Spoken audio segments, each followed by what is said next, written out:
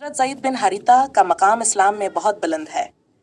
आप नबी करीम सल्लल्लाहु अलैहि वसल्लम के बहुत करीबी साथी थे और आप सल्लल्लाहु अलैहि वसल्लम ने उन्हें अपने मना बोले बेटे का दर्जा दिया था।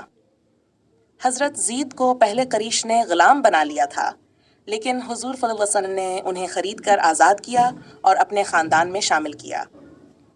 हज़रत ज़ीद बिन हारिता के अहम कारनामे: वह इस्लाम कबूल करना।